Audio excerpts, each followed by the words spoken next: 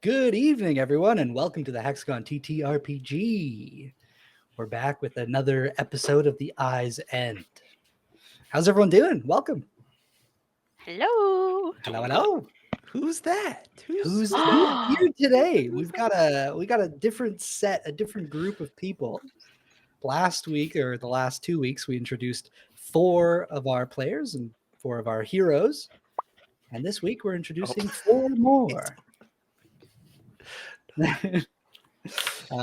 We've got 2 familiar faces, Brent and CJ, but we also have 2 lovely guests, Robert and Laryssa. Laryssa is an amazing artist, and Robert is an excellent photographer, but they've been playing in this campaign for the last 5 years.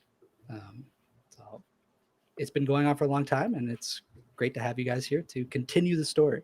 I'm so excited. Hell yeah. Hey, let's go. Yeah, let's stop being formal. I just mean let's go. Back to goon mode. Let's go, yeah. Get your goon on. But say hi, guys. How's it going? Thank Good, you, good. Pika Julie. Wow, what the Hi. heck? Hello, chat. 6 months in a Hello, row. everyone.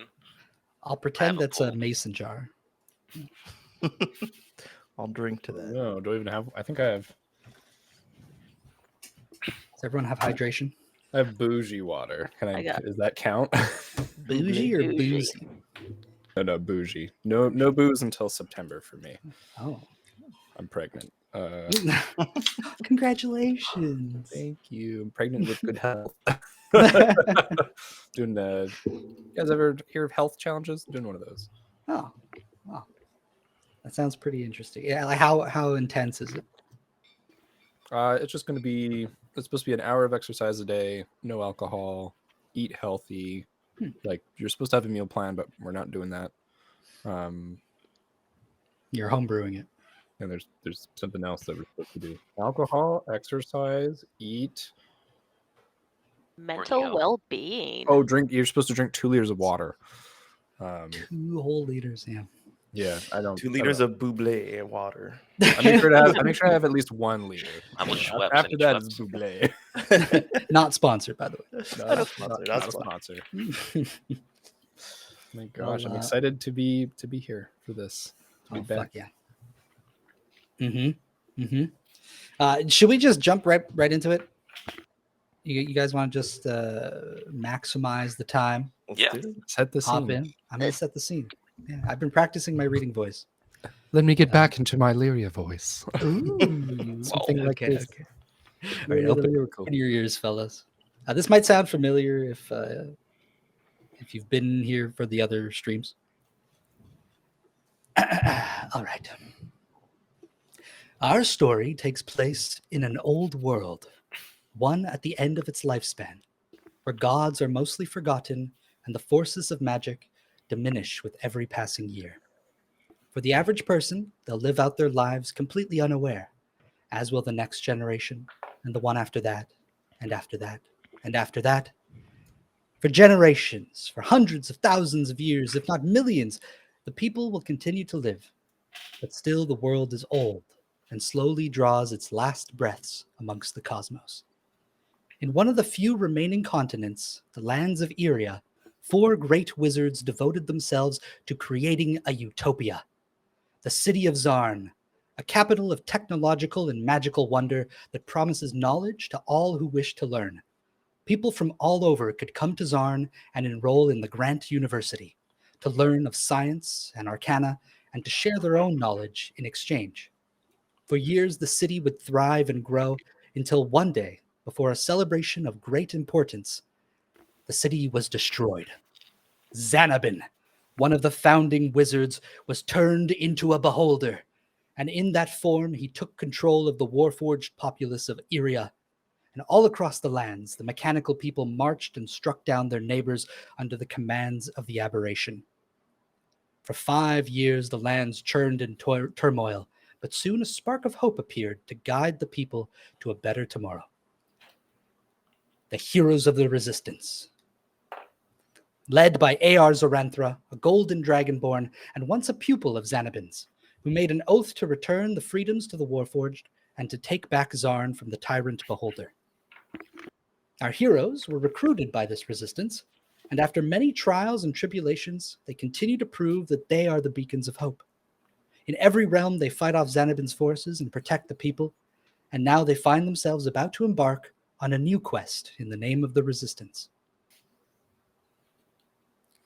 Our heroes have spent the last 2 months in Duharst, a desert region of the Drow, and after saving the city from an attack by Xanabin, they have been resting and helping rebuild. But they soon receive new orders from Ar. Heroes of the Resistance, I request your aid in Windrow. King Congrith has issued a defensive lockdown of Hearth, but this decision has threatened the Windrow way of life. The guilds of the Dark Market Square have begun rioting against the king's decision. Go to Windrow, investigate the riots, and speak to the guild lords and try and quell the tensions.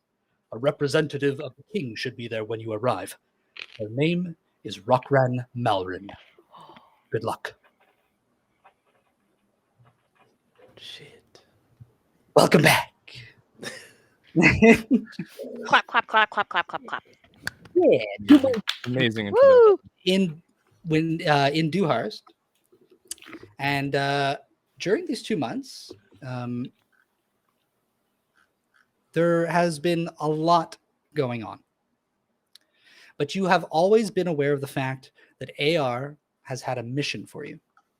And before or the day of your departure, or the day before, you have an opportunity to speak with AR in the form of a memory fragment, a crystal that can project a vision of AR into existence, a point of his being that you can speak with and interact with and gain information of.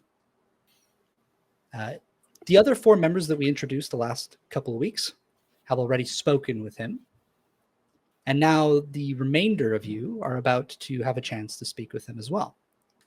But I think before that opportunity comes about, there's a tent set up where he'll be waiting. I'd like to know where you are in Duharst, what you're doing, and this will give you an opportunity to tell us about yourself. Describe your character, who they are, what they look like, what class they are. And we are going to begin with Toryss. CJ. Yes. Before we begin, oh. Go ahead. Tell us a bit about Toryss. So you can find Toryss right now. Probably, could you say he can make it to the King's Well by foot in the time that has passed? In the time that has passed, in the 2 months?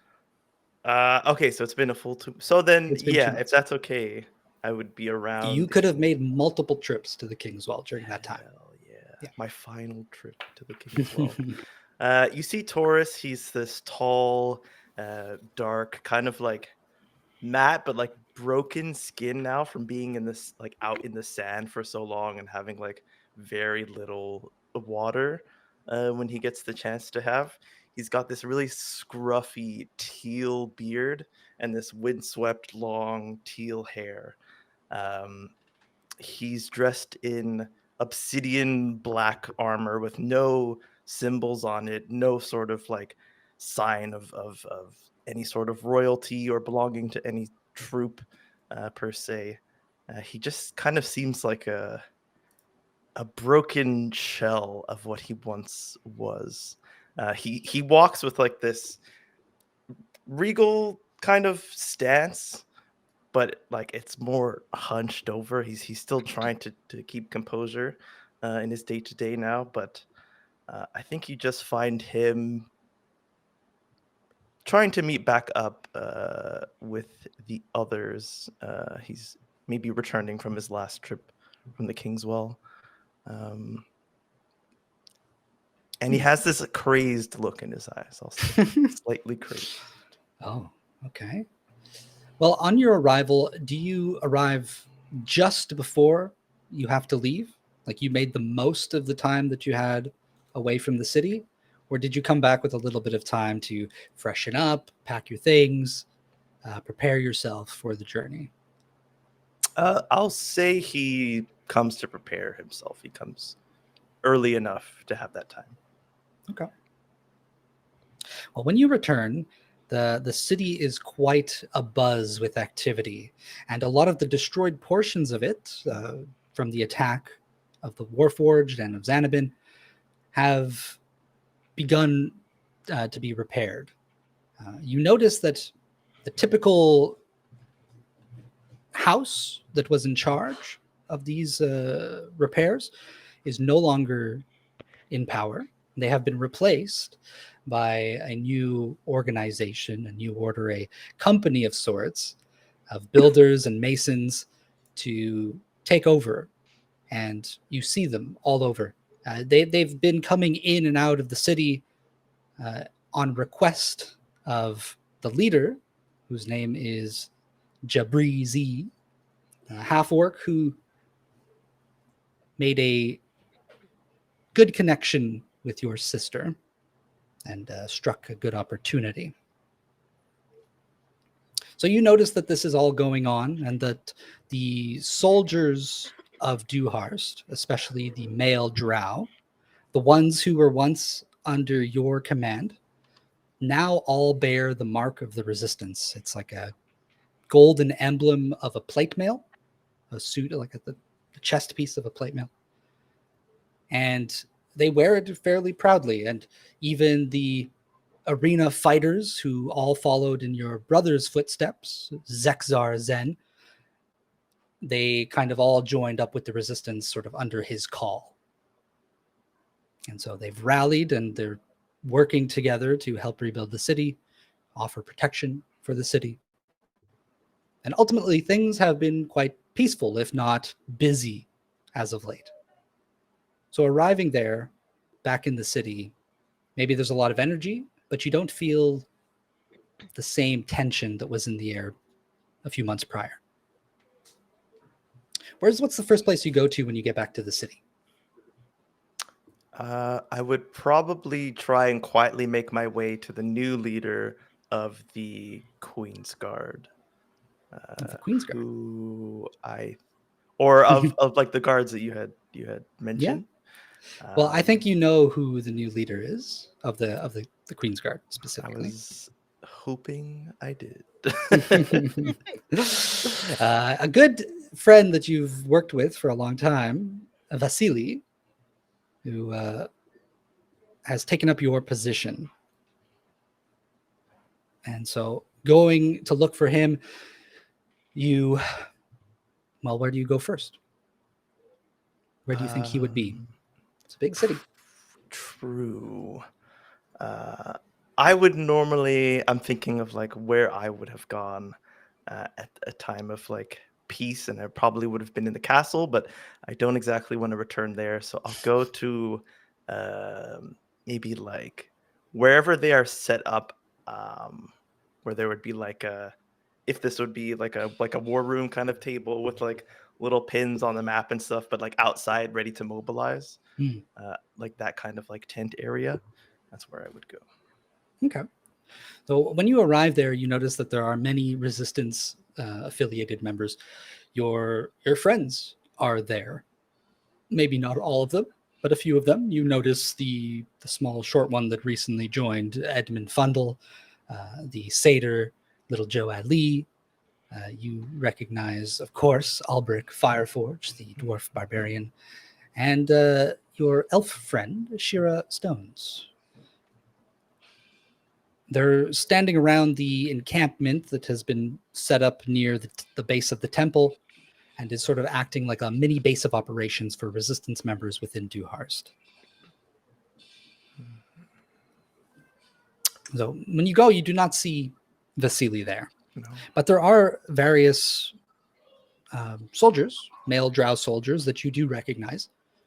Maybe if you had been, under you prior. So one of them maybe even comes up to you upon seeing your arrival and goes, Ilereth! And steps up to you and sort of does a quick little bow and goes, is it all right if I still address you as so?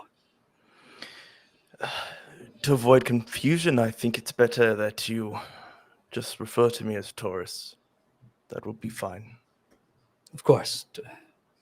Toryss. How are the men? We are doing well. Our perimeters are all set, and we've been taking our turns. Nothing in the skies, nothing across the deserts. It seems like we may enjoy some more peace, at least for a little while. I hope so. I kind of like look around. I believe I will be off. I was hoping to see Vasily before I left, but Of course. Well, all your everything is prepared for you and your party. So whenever you're ready to leave, the sand sails are ready and waiting. Is there Oh. anything else we could get for you other than the standard? no, I think I might just have a look around and make sure all is right. Make sure the sand sails are nice and taut where they should be. And I will be ready to leave. Of course. And he will give you the names of the two sailors that you will meet at the docks. And so he tells you that the ones in charge of your sand sail are Tarlo and Eldir.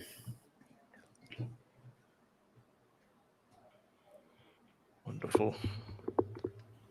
It'll be all then. And Of course. I'll take out this like kind of like big burlap sap, but it hasn't been like tied into a sack, so it's just the material. Oh, And I'll put it around my head. okay. Make it there. Okay, you just get hiding yourself. Is this your bag of holding? No, I think it's literally just like I know one of you has like a big bag of holding. Like it's not just like a regular little bag of holding. So I thought you were sticking yourself in not there. I. Okay. All right. Well, as you're sort of, I guess, looking around the encampment, you hear a scraggly little voice come out of a tent and goes, "Okay, hey guys, it's your turn. Hey, who's next?" And he kind of looks around and doesn't recognize you with your burlap sack over your head. But he kind of looks around aimlessly, not finding the other people he's looking for. But it is Edmund Fundle, a small brass dragonborn. Kind of looks like a kobold. Right, Edmund. Hey, I guys. recognize. Where are you guys? him. Where you guys at? And he's just sort of like walks off throughout the encampment, screaming out for people. Could I just like go where he came from? Sure. Like Just sneaking. kind of like, yeah. As soon as you step in, you hear, "Oh, hello, who's there?" And you see being projected from a crystal on the floor is the vision of Ar Zoranthra. And you may have heard of Ar, but you have never actually met him. And so he is a golden dragonborn wearing this like huge, majestic piece of golden plate mail on top of him, just sort of gleaming. And he's standing there quite straight and looking. And can I help you? I will take a knee. Yes. Hey, I've heard stories of you. Take that burlap sack off your head. Of course. Just like throw it to the crowd. Ah, yes. You must be Toryss. Toryss Zen? I like it hurts a little to hear. Jasir, Toryss, Jasir. Oh, I did not know you had taken a wife. No, it is a choice. I see. Complicated matters. Indeed. Well, I won't pry further. Welcome, Toryss. I have been eager to meet you. How can I be of service to you, Aya? Well, you know that I require you to go to Windrow. You, your sister, and a few of your other party members. I would ask that you, with all your power, the power that I've heard of, you must keep everyone safe. You understand me? Of course, that's what I'm here to do. I do not mean to put pressure on you, but you are all considered heroes in the eyes of every resistance member. Even if I wish to put less of that expectation on your party, I cannot stop them. They all look up very highly to you all. I believe them to be the true heroes, those without this immense power who still stand before the forces before them. I will protect them. I will be sure to tell them that. They will think of you as heroes even more. But, Toryss, tell me, is there anything you need for your journey? Need. You have given me a purpose here with your creation of this resistance. You've given me a reason to go on, to find meaning, and to give hope to others. I only ask that you put me where I am most needed, where I am most useful.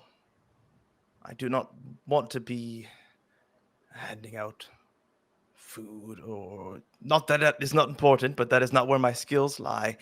And so I just ask for you to put me on the battlefield, put me where I can stand before my friends and in front of the enemy, and I will do the rest. And also, if you could find me a barber. Yes, it certainly looks like you need a haircut, Yes. perhaps a bath. But mind you, you keep the company of someone such as Edmund, so I don't judge. But let me make this clear for you, Toryss. I trust you deeply. Your sister, Lyria, has been an incredible ally in all of this. Whatever you wish to do for the Resistance, I believe that it would be the right thing. Whatever it is. You have that confidence in me. And if I can be a little bit, how should I say, intimate with you, so to speak. You and I share something. You see, my last name is not my own name. Zoranthra is a dragon word. It means the champion.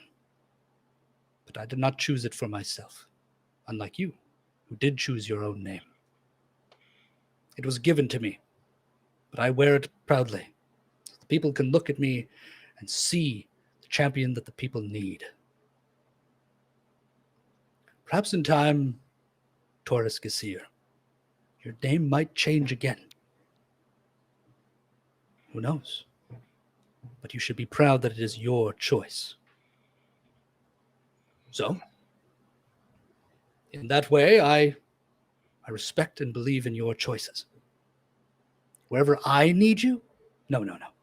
You are the heroes of the Resistance. Wherever you need me. So tell me, where do you need me? What can I do for you, Toryss? If you could, and like I guess I'll lean in closer to the projection. If you could locate my other sisters, the two that have been missing for the past 2 months, I would be grateful. I don't know if it is within your power, but if I am to make a selfish request, it would be that. Very well. I will do everything I can. And next we meet, preferably in person, I will tell you everything I know. Whatever information I can find, I will give that to you. That is my promise to you, Toryss. Thank you. Excellent. Now, I have to issue a little bit of a warning. People of Windrow are a little bit on edge, so when you arrive, they might not be exactly willing to cooperate. And there have been rumors floating around that, Well, the resistance is being looked down on by others, especially in the western part of Irea. What?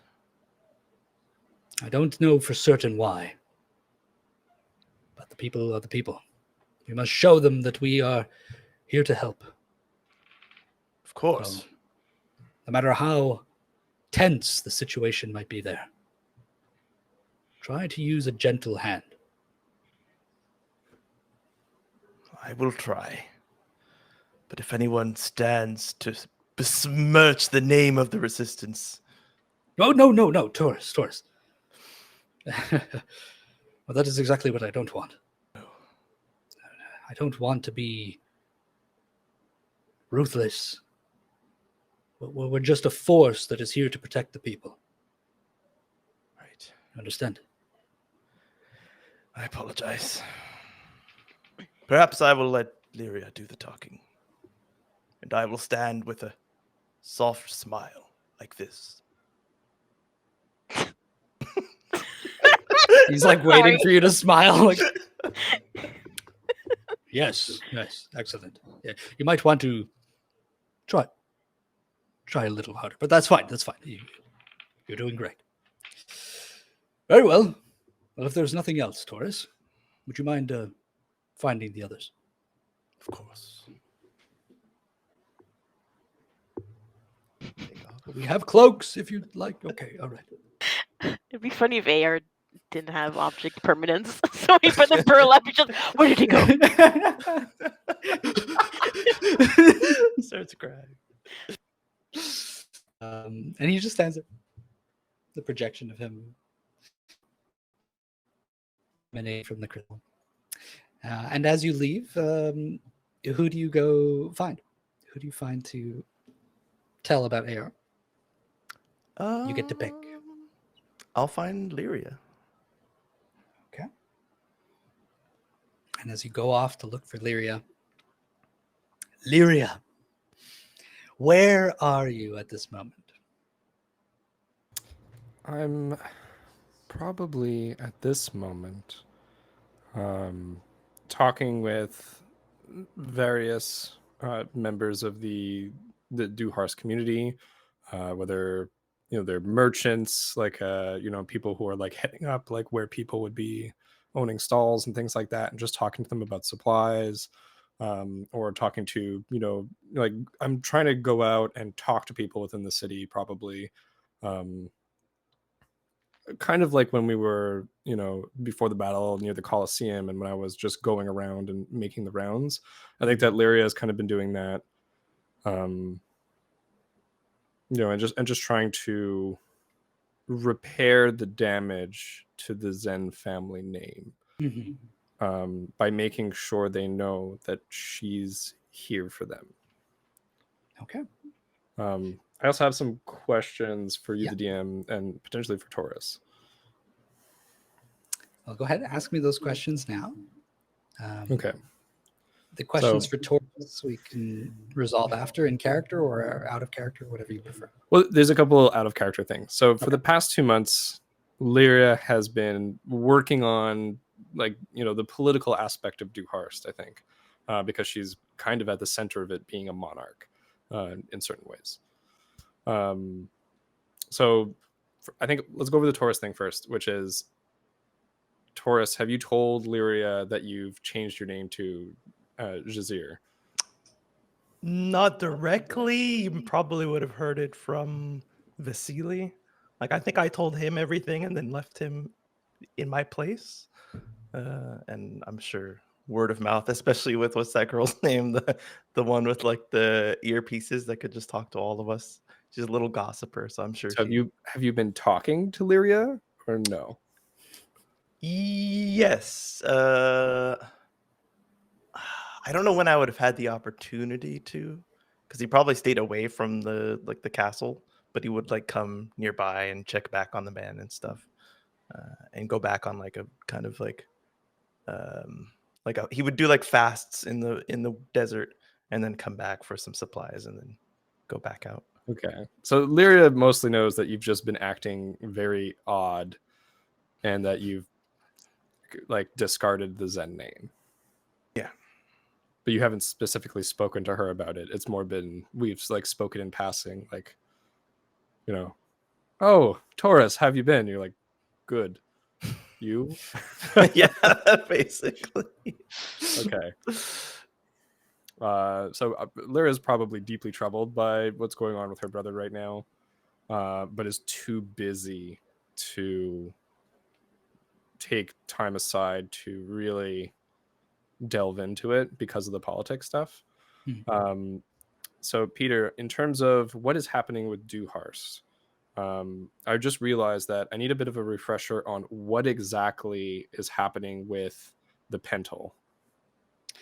Pental, which is a massive magical artifact that hovers over the city, hovers over the temple, which is an inverted pyramid that stands on its point, was once an artifact that gave life-giving waters to the people of Duharst out in the middle of the desert, the harsh, hot desert, and it also protected them from their sunlight sensitivity. Most of the population are drow, and could be used to perform great magical rites.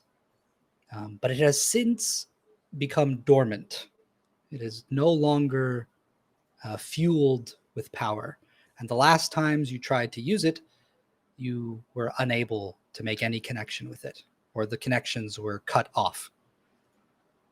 And perhaps during these 2 months, you may, if you wish, to go and try again, but you will find that there is no more connection to it, at least for you. So the Pental hovers above the city, but it does not produce any magic. It does not So give its boons. and essentially the result of that is that arcane circles and certain machinery and things like that are still powered, things that draw from the weave, but anything that was powered by the Pental, such as the kind of the terraforming of the desert for the city, that effect has essentially ended. So now Duharst is kind of in the middle of drying up these past 2 months. Yeah. There's a huge reserve of water. The top portion of the temple is kind of like a lake. It's been sort of dug out, and there's lots of reserve of water. But yes, it is drying up. Yeah. So I think that's why Lyria has been talking to like the merchants and the guards and things. And like, I think a lot of it is surrounding supplies and rationing of water. Probably about talking about food, crops, like if there was anything that we in Duharst were growing, it probably is not going to be doing so well already because of the water rationing, because water needs to be probably used for people before the actual food that would be illogically grown in the desert. And so she's probably talking about supply trains, setting up like more frequent trading and things like that with neighboring cities. Essentially, like, you know, talking about like, can we go to Guardia? Can we go to Pale Trove, Ulsabel, Golden Drop, and potentially even like as far as Windrow, how many places can we connect? And I think that the political angle that they're taking in the last 2 months, and what she's been trying to convince people of, is the necessity for Duharst to evolve beyond being an oasis, to change into something new. And I think that reinforces the break from tradition, the break away from the Pental. And so I think that she's probably a little bit ashamed of the actions of her mother. And I think that her like very progressive attitude is stemming from this. And I think that what Toryss is doing, going to the King's Well and like doing these kind of like taking these religious actions, is probably adding to the alienation between the two of them right now. I love it. So yeah. So I think that her end goal right now, as she's talking with people, I think she probably has like a small like council session with like the three families kind of set up, and she's gonna break her final news to them probably today. Okay. But they probably they can see it coming. They've seen the writing on the wall. They've seen what Yeah. she's been trying to do, and so she's probably finishing up a conversation with a merchant, kind of shaking their hand, telling them that what a good job they've done distributing some goods, and then heading towards the palace. Okay. Well, since this is not public knowledge yet, the merchant sort of bows and goes, "Thank you, my queen," and maybe even just out of habit. But you have been talking with the other matrons, and we'll say Jabrizi is considered a matron, but especially with Dakota Aluvar, she has been very close with you and very understanding of your position and of all the choices you've made. Brilla Ephraim maybe has been a little less, close, maybe pulling a Toryss, staying away, especially since, although, since the death of her mother, even though her mother was pretty evil. Mm-hmm. So I think that at the very least, Dakota understands what's coming, and she even acts like she knows. Yeah. So I turned away from that merchant with a smile, and I think as I'm walking, her face so serious, and maybe in a moment where nobody's looking, using all of the skills that she got as a rogue while she was kind of pre-queen, takes a moment and wipe a small tear, and just prepare herself, and then goes into this meeting. Okay. And when you arrive, Brilla and Dakota are both there waiting for you. Where would you have held this meeting? At the usual, the war room, or maybe in the throne room? I think the throne room is more appropriate.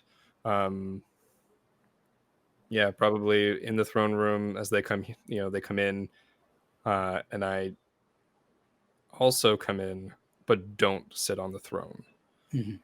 I think I'd maybe stand in front of that area. And probably the ambiance in here sets a bit of the tone, in that the light coming through the waters of the lake above, through the glass ceiling of the throne room, is brighter than ever because of the diminishing amount of water, probably. Yes. And the reduced amount of foliage around the edges of the bank as well. Yeah. And so I think the effects of what is going on is probably very visible. Yeah, it's strangely beautiful in the throne room, more so than usual, and maybe it's a bit of a sign of things to come. Gives a bit of a good omen. Yeah, bright and different. And Lyria looks at everyone there. And so the people here right now, for me to know, it's Brilla, Latilda, and Laylee. Nope, it is simply Brilla Ephraim, who is now the matron of the Ephraim house. Yeah. And Dakota Aluvar, who has been the matron of that house. And you are waiting, technically, for Jabrizi, who is the newest house. The Z house, I guess. The Z is it the Z house, or is it the Mason house? Yeah, they have called themselves the Jabuilders, but maybe you don't enjoy that being on documents and things. So it could be the Z house, or the Desert Wheel, or the Desert Wheel. I mean, what does he want to call it? Because I don't think Lyria would have argued with him on it. I think she just would have been like, if that's what you want to call yourself, then we're gonna take it for what it is. All right. Well, that's what his group has been called, the Jabuilders. So right. I think that he's probably going to stick with that. Okay, and it's the Jabuilders. Yeah, and he's not there yet. Yeah. So before he gets there, I think I give a smile to Dakota and Brilla. And I respectfully bow to them. Thank you both for coming today. Brilla's there, like sort of combing at her with her fingers at her long braided hair. She goes, Lyria, what was so urgent that you had to call us here?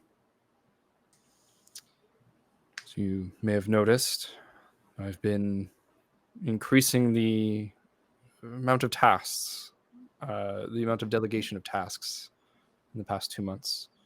And I've been essentially weakening the Queen's power over all of the happenings in Duharst by giving that power to the other 3 houses. So it seems. I hope you have a reason for this. Not that I mind. I believe that we've come to a new era for Duharst. An era that contains the likes of the Builders,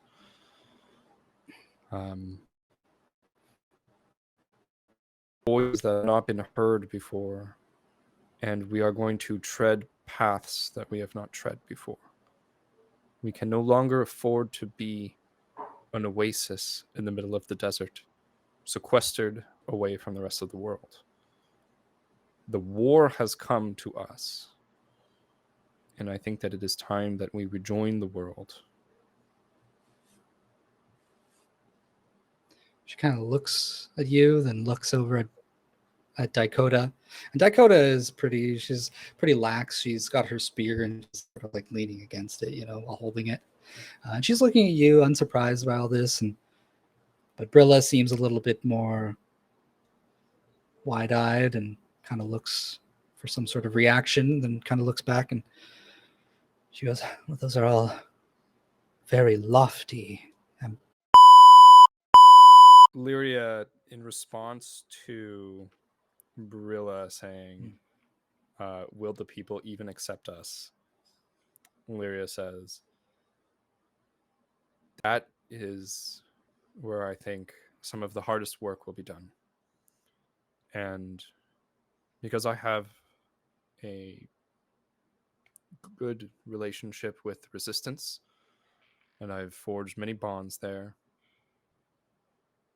I think that it will be my responsibility and the responsibility of the family who have been a part of much of the recent turmoil to go out and, in a sense, spread the word of Duharst, to bring diplomacy, stability, and unity. In the name of the Resistance, in the name of fighting our enemy, and in the name of acceptance for us. She goes to say something, but then Dakota sort of interrupts her. She goes, Lyria, the city is in good hands. We will be sure to watch over it. You have my word. And Brilla will do everything she can as well, won't you? She kind of looks over. Well, without a queen, the people here they'll be lost. And no matter how much preparation you do, they cannot just adjust to thousands of years of matriarchy to pull it out from under them like some sort of rug. I think I just kind of walk forward and go to take Brilla's hand, if she'll let me. I think, yeah, I don't think she pulls away quick enough. Yeah, So I mean, like yeah, once I don't. you It's not grab her hand. aggressive. I just No, I know, kind of, I know, yeah. but queenly still. I think noble. I walk forward and I take her hand and I squeeze it, and I look her in the eyes and I say, "I trust that you will have power and do what is right, both of you." And I look over at Dakota. The Jabilders and Jabrizi, they are going to be new at this, but you both have the knowledge and tradition to help guide things.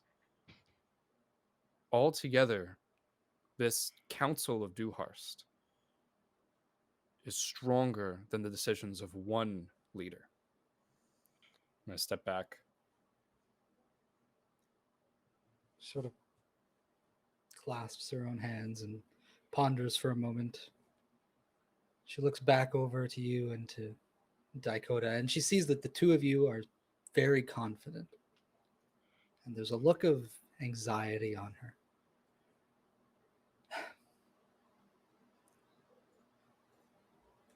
I'd like to believe in that too. So I will try. I will do everything I can. But I will try. I will try. There's something weighing on her pretty clearly. Yeah. Can I roll insight on that? Yeah. Hell yeah.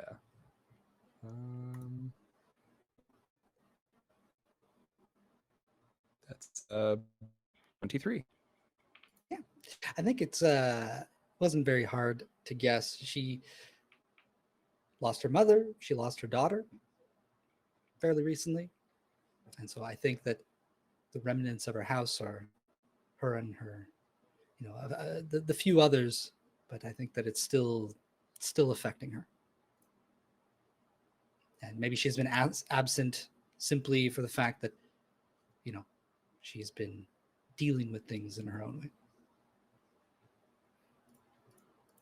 Mm-hmm. Just to make sure, no one else is in household left here except for mother. Only Xexar. Toryss. Only Toryss. Xexar is no longer in Duharst. He joined the resistance and is off somewhere with his gladiators fighting or some such, you imagine. Toryss, wasn't there? There's another brother, wasn't there? There's Toryss, there was Xexar, and then you had your two sisters, Zara and Serene. Yeah, we were 5. Okay. I think I was thinking of Vasily.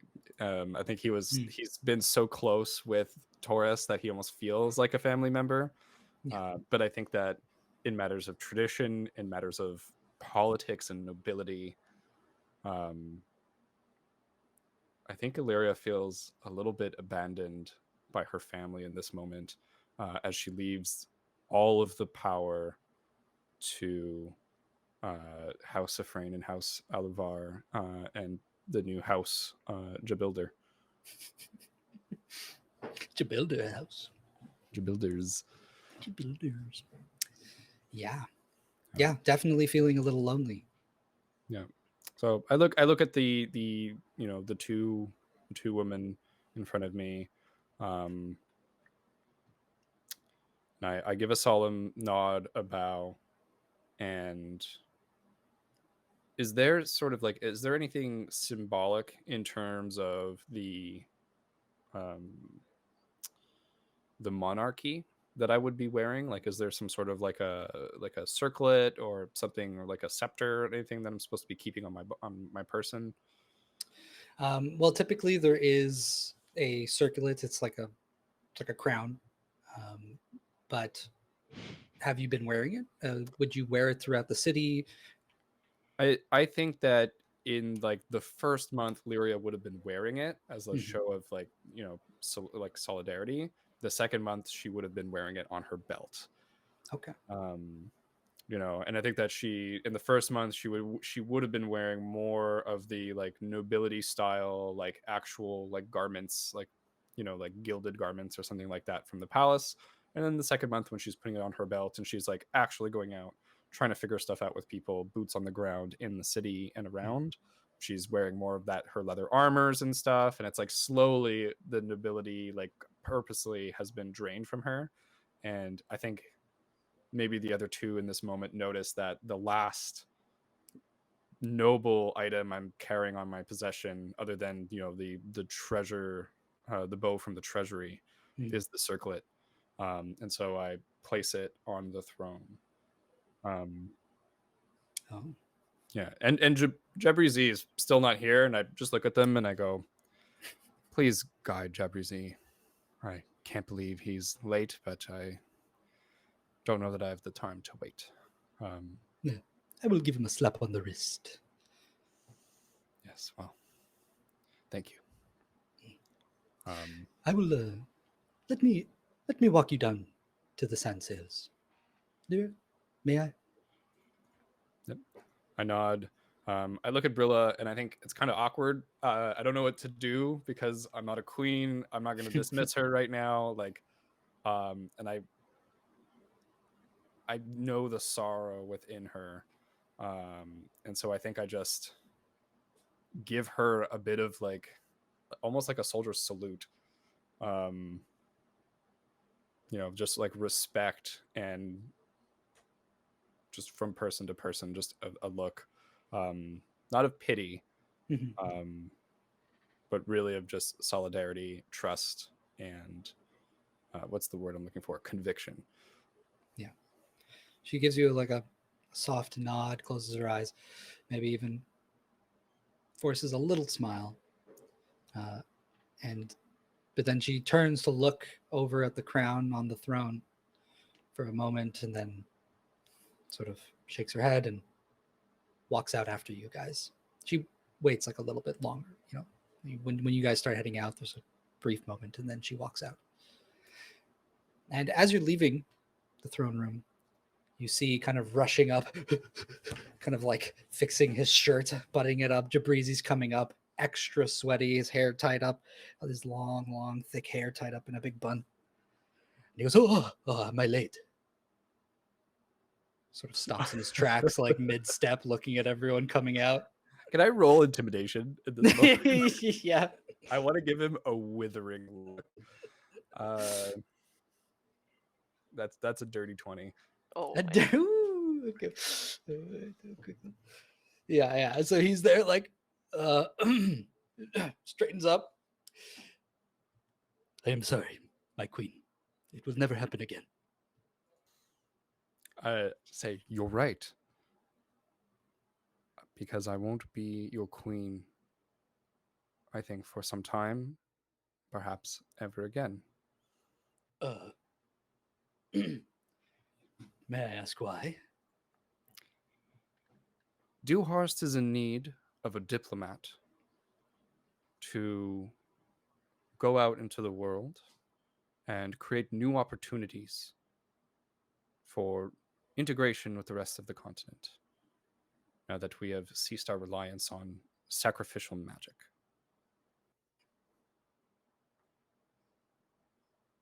All right. Well, I trust all your decisions.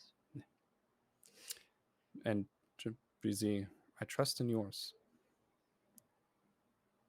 The next time you return, however long that may be, well, actually, how long will you be gone?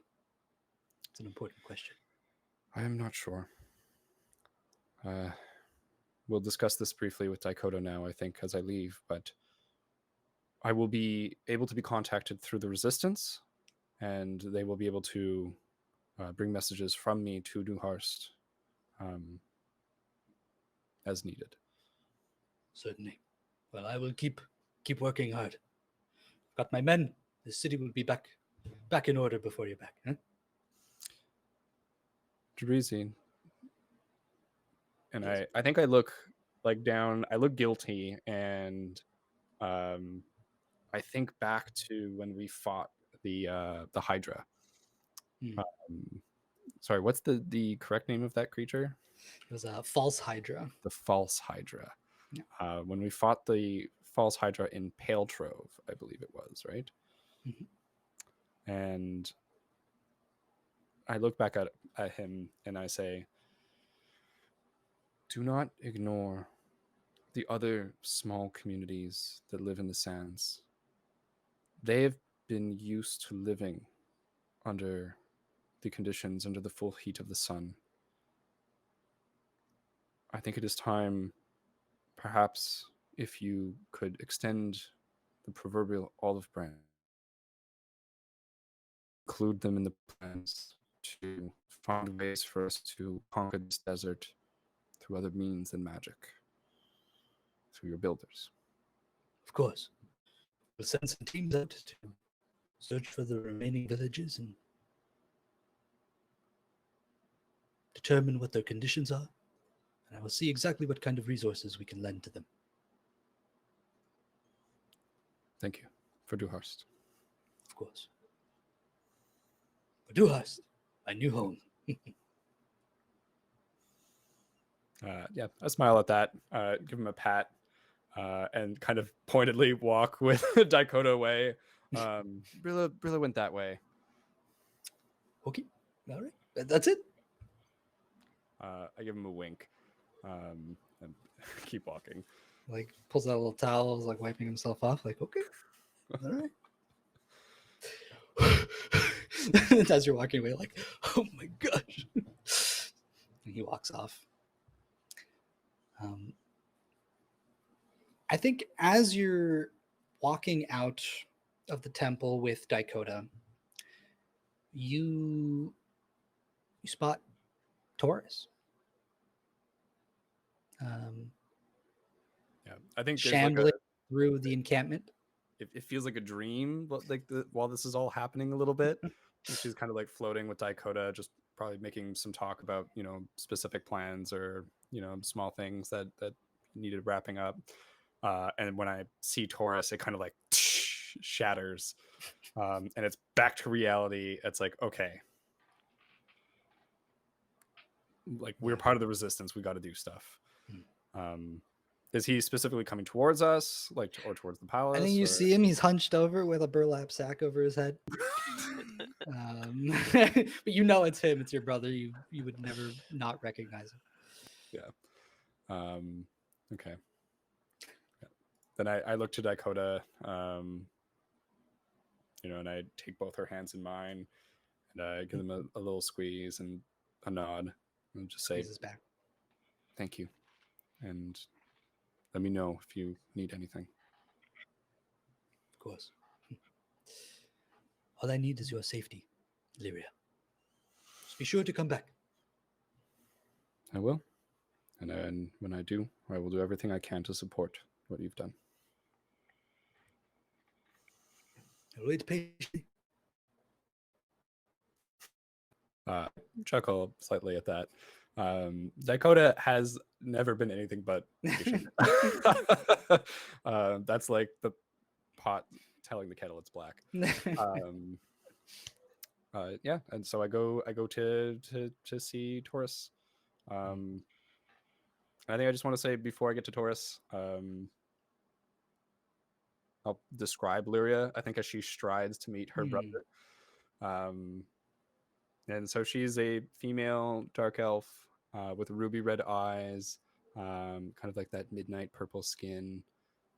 She's only 5'9", but she's 173 years old. And I think that these last few months have aged her the most out of all of those 173 years.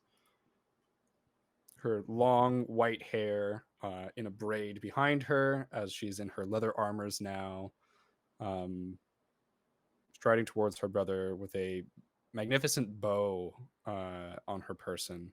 And the armor is fairly nice from the treasury as well as her sword. But the bow really stands out as being magical. And I think it's like a hereditary treasure of the royal line. She offers no apology for taking it from the palace. And I think that Toryss, you see approaching your sister.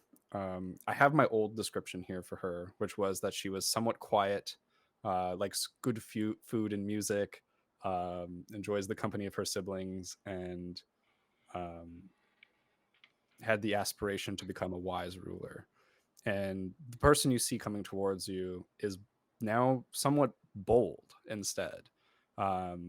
They like good, useful equipment. They still enjoy the company of their siblings, but they miss their family. And I think you can see some of that sadness around her. And instead of learning to be a wise ruler, now you see somebody who's ready to go out and travel.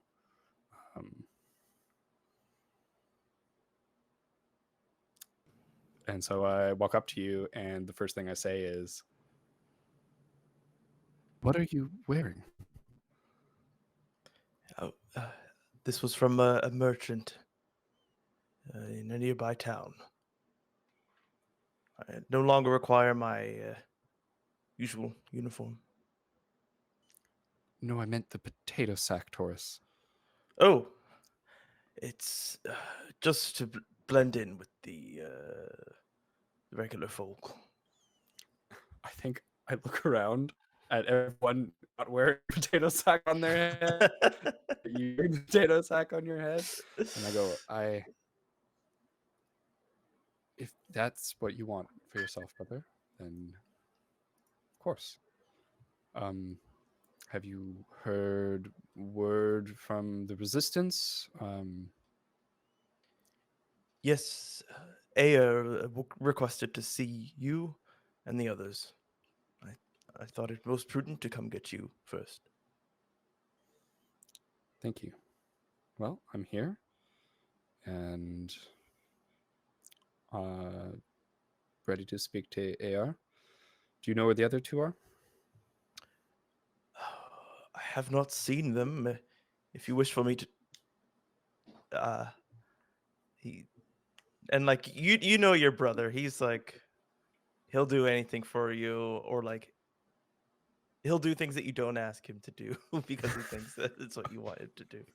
But he stops himself in that moment, and he just, I don't know where they are.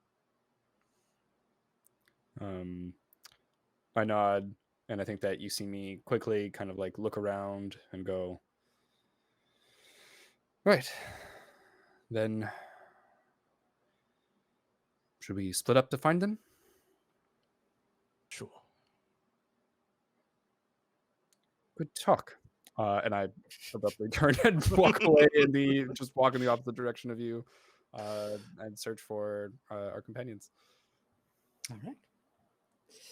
So, who do you look for first? I think Lyria, after talking to Jabri Z, goes to find Neslin. There's something about his uncoordinated energy or uncoordinated energy that Lyria's like, I need to go find Neslin, because if we don't find him now, it'll be like he might get lost somewhere. He might be doing something, and like we're gonna have to go get him. You're worried about him and not the town he could potentially destroy. Well, as you go off looking for Neslin, Neslin, where are you right now? What's Neslin doing? All right, so I got a whole picture for you guys. So I'm in one of the alleys on the lower income areas of the neighbor, like the lower end neighborhoods of the kingdom, and I'm not sure if someone sees me, but I'm sharing a bath with a homeless person, and I'm in a barrel. So we're two little gnomes. It's a homeless gnome, which is very rare, and we're just having a nice little chat. And yeah, that's how I see Neslin right now. And he has all this stuff by the side of the alley, like very carefree, and Okay. his 3 rags sitting on the side of the barrel with his lucky goblin loincloth still intact. Ooh. So as you're chilling in that little tub out on the side of the alley, you've been preparing for this day, well, as much as Neslin would prepare, but you know that today you are leaving with your party across the desert. Do you have all your stuff, all your belongings with you right here? Yeah, Like you just have yeah. it piled up? Yeah, cool. Well, I have a big bag. Yeah, my bag of golding. I have all my stuff inside it. Yeah. But yeah. Beautiful. Yeah, so you're just chilling in there, and it's like it's not too hot. It's kind of lukewarm, the water, just from getting the sun for most of the morning. Now it's like in the shade, Yeah. and you're sitting there with another gnome. He's a deep gnome, really wrinkled skin, kind of looks like a bulldog. You know, his face is all like pinched up with wrinkles and stuff, and he's sitting there, and he's got like half a beard, sort of only growing on half of his face, and he's not saying anything. And then I look at him, and then I was like, and then I told him Who's there? I was talking to you this whole time, sir. Oh, forgot you were there. It's been over an hour. Nobody sits in here for over an hour except me. Well, sir, it's been 1 hour and 2 minutes, and I've been here all along. Well, touche. He puts out a hand for you to shake. I I shake just his pinky. I didn't like the way that felt. Are you gonna get out soon? Yeah, I guess it was about time.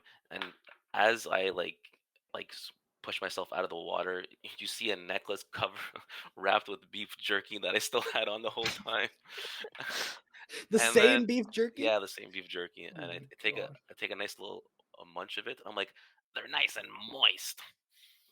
This is like 3-month-old beef jerky, and he's wearing around his neck in a bath. Yeah, it's kind of like how Excellent. how vampires have like that girl no like to fight off vampires. This it's just that's his What are you fighting off? No, that's great. disease. I don't know, one of the diseases. It gives a little. It's not smelling so great anymore. I think you take a bite and maybe you force, like the fact that like you force it down. It's really giving you a pretty vile flavor, but it's also a new flavor. You've never tasted anything like it. Interesting. I'll add this to the recipe book. And then I gather my things and give the gnome a little salute. Give him a little salute. He doesn't salute back. It doesn't seem like he can really see very well. Kind of squints, like you see his foot stick up out of the water, and he's like feeling around like where you were potentially, and he's like, ah, good. And then he like really stretches out and gets extra comfortable. But as you're getting changed in the middle of the alley, you hear the footsteps of some people approaching. And as they round the corner, you see 3 male drow approach. The one in the middle you recognize, maybe you don't know his name, but he has been around your party before. And he kind of like stops for a minute, seeing you change, and he goes, you're a member of the Resistance, aren't you? And as he says that, like I slip my last cheek up my pant. He gets like a half glance. He gets like a half glance. Yeah. And there's like a little bit of shine because I'm extra clean. But yeah, I'm like, oh, sorry, you got me startled. Yes, well, I know that your group is preparing to leave, are you not? You're a little ways out from the main city. You don't call me Neslin the Speeder for nothing. I just grab my stuff and I just completely skip the dialogue and just start You just dip. with like a very light jog away because I'm slow. And I have like, a Okay. big backpack. Right, don't get lost. And you hear him say to one of his men, he goes, "Can you make sure he doesn't get lost?" And then you can hear somebody like jogging after you. They're like maybe like 30 feet behind you. They're just like, And within like 6 steps, I'm already like out of breath. You could tell, just not really a most athletic person. Yeah, he stays like a little ways behind you, so he never really catches up to you. But you head off, and eventually you make it back into the city. The sounds of the city become more and more alive. The beauty of Duharst is quite plain in view, though. As you move in, they have like along the roads portions where the water from the temple kind of cascade down and fill in throughout the city. Those have started to dry out a little more. The large fountains of water have now been shut off or closed off. And so some of the plant life along the roads, which was once lush and beautiful, has now started to droop and dry.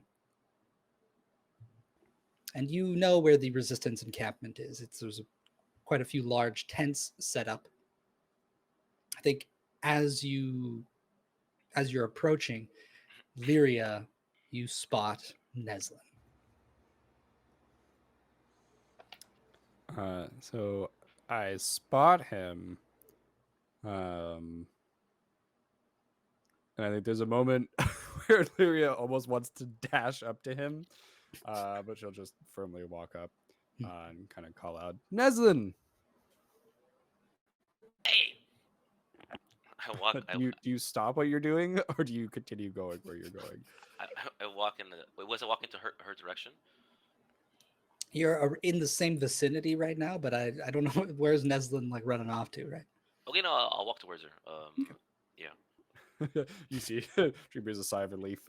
Comes up to you, Neslin. We've been requested at the Resistance tent. Apparently, AR has a means of speaking with us through one of the memory shards. Seems that we have a task to accomplish, and I will be coming with you out of the city. All right, sounds good. Could you hold this for a second? And then I stick out a piece of leftover beef jerky, and then Of course, I'd take it and immediately regret it. It's like squishy, Ah, squishy and wet. Slimy. like let's holding get to it. business. And then like Neslin gets serious, I guess.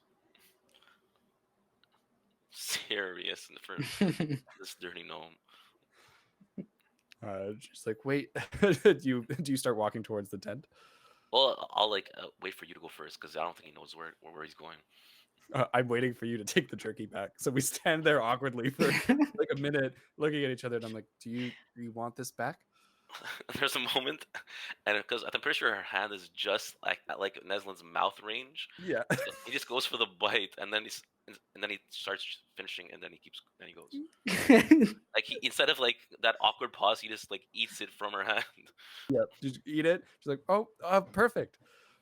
Turn, walk, and kind of like glance at you. So you're not surprised that one of the nobles of Duharst would just be leaving and coming with you on a journey, a mission for the Resistance? Well, I'm a pretty big name myself, noble schmobel, Just That is true. we're all the same at the end. We're all just little rocks on this planet we call Earth. I mean, Xarn. Xarn.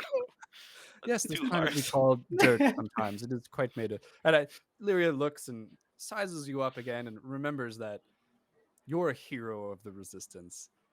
Neslin, I think, can you re-describe yourself so that I know exactly what I'm looking at? So yeah, I'm definitely a lot of like burn marks and scars, and so half my face is kind of a bit scarred from this like scaly kind of poison. Kind of looks like that rock disease. I think from Game of Thrones, kind of like that. Has like that weird. So and that one side, I got some burn marks. Like half of my eyebrows like stinged from a past experience of an explosive fireball with my wild magic, and my beard is very haywire and messy, and my hair is finally growing back, freaking like years later. Yeah. Yeah, you got your hair back. It's been long enough now where you've got the semblance of hair and a beard and facial hair. Yeah, and for context, basically early on, I think level 1 or 2, I rolled like rolled fireball and exploded in my face, and I like passed away basically.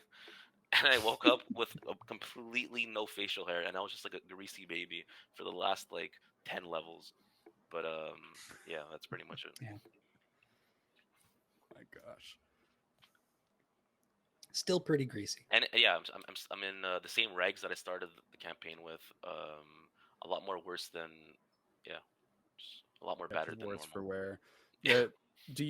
So you have your big bag of holding with you, the like burlap sack. Yeah.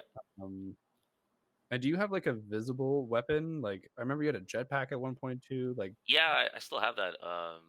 Not sure how it all fits on me, but I do have a bag and a jetpack and just a staff. That's it. That's pretty much my only. I think it is a spider staff, if I remember correctly. Just Yeah, double you had a few stabs, but you also have a bag of holding, so yeah. you're able So, to carry all that stuff. but I yeah, use it as like a walking. every cane. once in a while you look at Neslin and he's just holding a different staff because he's switching it out. It's Swapping it amazing. in and out. Awesome. Yeah. So she appraises you with all of your medley of tools and artifacts that you carry about your person. And I think that, smiles to herself a little bit, thinking about, what crazy thing you're going to do on, whatever task that AR is going to send us on. So who's this AR guy? I heard is he is he a big shot or what? I heard he's kind of shiny, but I got some gold myself in my bag over here. You know. Absolutely, he's the leader of the resistance. I mean, truthfully, the fact that he deals with us directly is a sign of the confidence that he has in us, and the trust. I guess we did work hard. We deserve a little bit of respect around here, especially for us deep gnomes. Absolutely.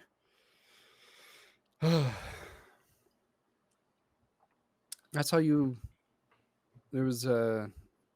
You kind of appear to be a bit wet, and I noticed that there was a gnome in a barrel. Were you having a chat with him before? Yeah, we were having a chat, and we were telling some gnomish stories with each other. He told me a song at one point, but he only got for the first two lines, and then he forgot the rest. So, Ah, and the line and the song he said was "The Wiggle in the Piggle." That's what the song was called, but I don't know the whole song, so maybe I'll have to get that from someone else. do the gnomes of Duharst seem happy? Not really, unfortunately. I think there's Oh, a bit of Luke discrimination looks around here. guiltily down. That's unfortunate. There's a bit of discrimination for the deep gnome. We're pretty a rare breed, especially because we look extra crusty. So even the gnomes don't really like us. I don't even like myself. And then I laugh at the joke, you know, like Charlie chuckles sadly. Makes a he's- mental note. Gotta No, but improve conditions for gnomes and Duharst. but it's also like semi sarcasm is like you don't like I'm dancing like Neslin's dancing the line between like is it a lie or like is it a bluff or not? So like and he's trying to do it the safe like because he knows she like Neslin knows that you're fairly gullible, so he's kind of playing that line just a little bit.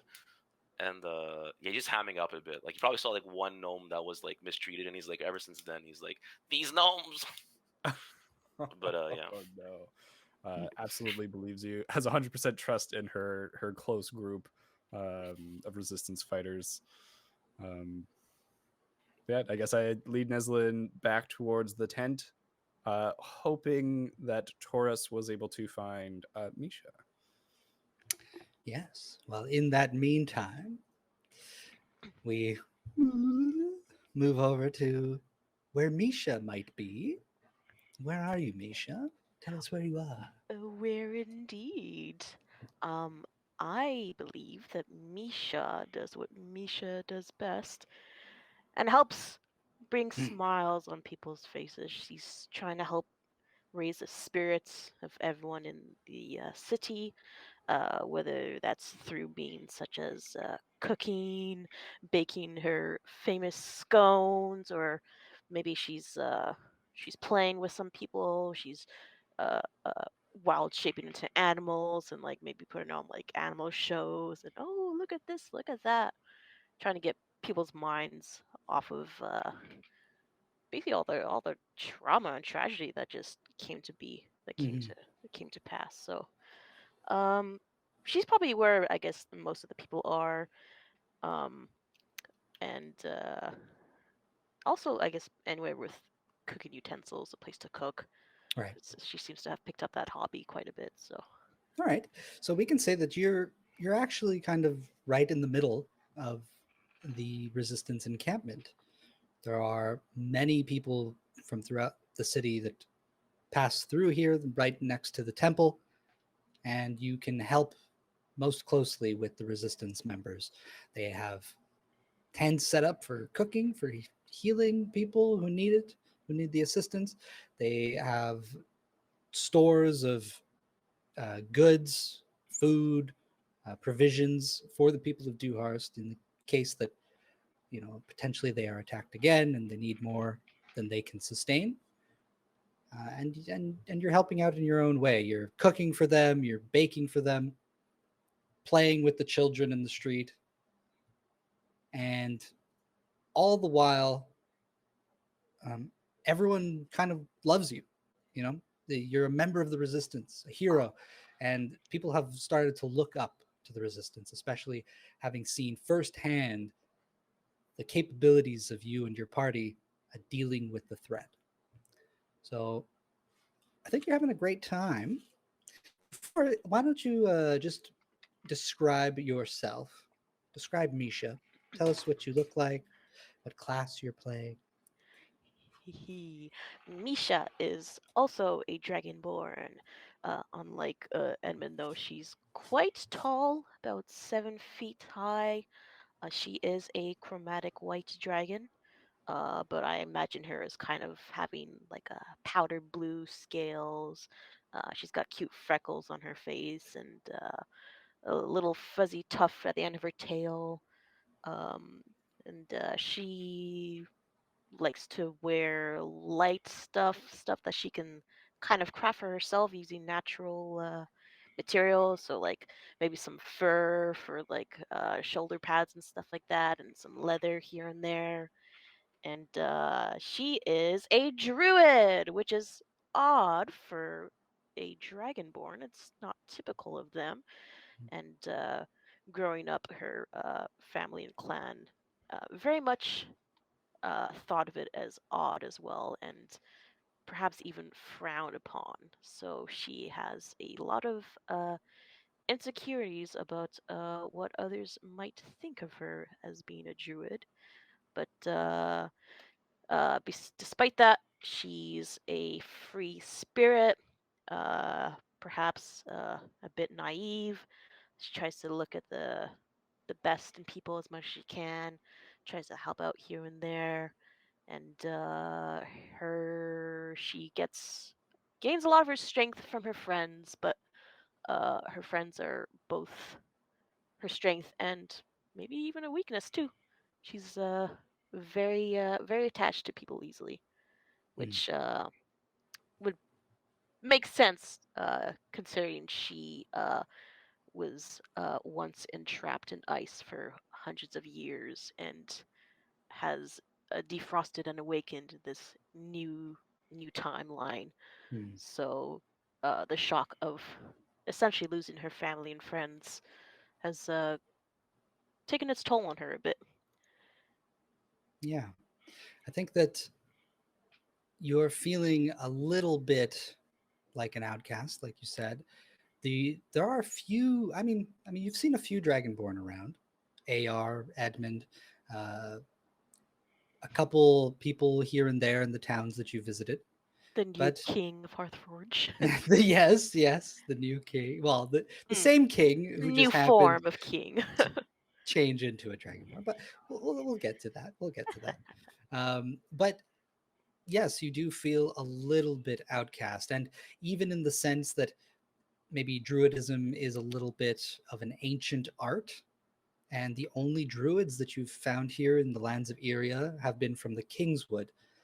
When you first arrived, you had met the Druids and the Wood Elves, the um, the various fey creatures of the Kingswood, and now you've traveled all this way through mountains and deserts, hot, harsh climates, and you haven't found those kinds of people as much anymore, your people. So I think at least you find family in the resistance and your party, but it is lonely knowing that the force of time has sort of pulled you away from your previous family. Oh yeah, for sure. And I think her being alone is she doesn't like being alone too often because she does tend to think about the past. And as much as she tries her best to be peppy and all that, she definitely wants to still find some answers, especially what happened to her clan and her family and what happened all these years that she missed out Mhm. Yeah, and she may very well discover those answers. on. But as you hear, potentially wild shaped into whichever animal you like to take shape, playing with a few of the children in the encampment. I think Toryss, you notice a little bit of the commotion. You find this scene relatively quickly, and you come upon Misha. I think you Uh, can tell. Wait, what animal do we see? Playing with Giant it. eagle. Yes. My The beating of signature. wings. I'm giving like giving people and the kids little lifts, little flights around the town, around the city. Amazing. Uh, Toryss is a bit of a soft spot for Misha, not surprisingly in this world, and so he probably just like watches for a while. Doesn't like come to immediately stop her, but he takes off his burlap sack, so she'll see him when she notices him. Rah! Oh, wait. I flutter down from one of my flights and let whatever children uh, descend, depart. Yeah, I think the kids are all clamoring to get up on top of you all at once. They don't really wait their turn, and you're in an area where there's some livestock that has been brought over from other cities and from the resistance encampments further to the south. Uh, Outside of the desert, they've brought them over the course of these 2 months to help with Duharst. And I think those animals, there's like a few goats in the nearby pen, and they all, as when you begin flapping your wings, they all sort of like freeze up and like fall over onto their sides, just in a defensive mechanism. And the children are all laughing and having a good time. Eventually, they get too tired to hang on to you. One of them has got a pretty good grip around your neck. But the others are kind of like sort of all out of breath on the floor. And the one on you is like, I'll never let go. You'll never get me off. I guess as a giant eagle, I take notes of Tors's beautiful face, Ooh. and so I look up sneakily at the kid who refuses to let go. And I guess giant eagles can't really grin; they don't really have teeth to grin with. But I do a giant eagle grin, and then just shape back into myself. Whoa! Falls off. I catch him before he falls. Oh, Sorry, you're kiddo. not a bird. You didn't see me shape. You know what? Don't worry about it. Yeah. Sorry, kiddo. Ride's over. I got a friend to meet up with. Aw, they all say it like simultaneously. Like, when are you going to be back? Soon. Don't worry. I promise. In the meantime, I point to a table that has like maybe some freshly baked scones I had made not too long ago. Well, not really freshly baked if it's made. Regardless, I Yeah, they point. all look over. Butter buds! And they all start running over to the table and start stuffing their faces. As they're distracted with the scones, I tiptoe my way to Toryss. And yeah, nothing like a bunch of scones to distract kids from, huh? If you say so. How are things here? I mean, look at the smiles on their faces. I'd say pretty good, pretty good. Um, I mean, doing what we can after everything that just transpired, but you know, we're making do. Yes. You are being requested your attendance at the tent over yonder. I will accompany you. Aya wishes to speak to all of us. Air? Oh, and she she starts like doing the motion of like playing nervously with her hair, but she doesn't have hair. She's just doing the motions for it. Oh, Air, you said. Oh, Is there something on? Are you motioning? Is there oh, something on my face? no. There's Just- it's just a mosquito. You know how the dune bugs are like. Uh. uh yeah. Sure. Yes, Air. Okay. Yeah. Let us depart then. Yes. This way. I And think Taurus leads you, yeah. on the way she's a little bit nervous, just a little bit, but she Mhm. starts fiddling with the necklace that Ao has gifted her many moons ago. Are you wearing it on full display? Oh yeah, I'm wearing that on full display, and I'm wearing the beautiful leaves that Ilivara had also gifted her. So but Misha doesn't realize she's wearing both gifts yet. Well, those leaves are still, they are like, they've changed color slightly. They used to be green and purple, but now they've become more like autumn colors. Oh. So they've turned more orange and red. But they are still, when you touch them, they feel like they're alive. Like the plant matter in them is still well and alive, even though they've been plucked. I would expect nothing less from a master druid such as herself. But I think the two of you make your way towards AR's tent, or the tent that he's set up in.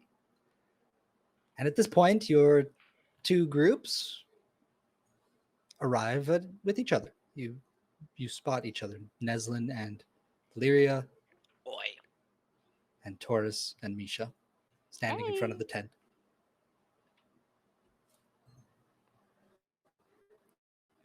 Ready? Yeah, we'll leave.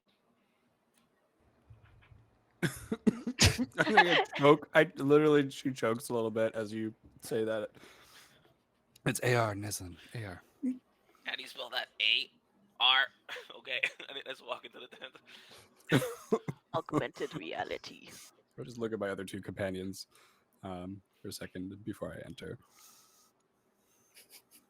Do you guys go in all together?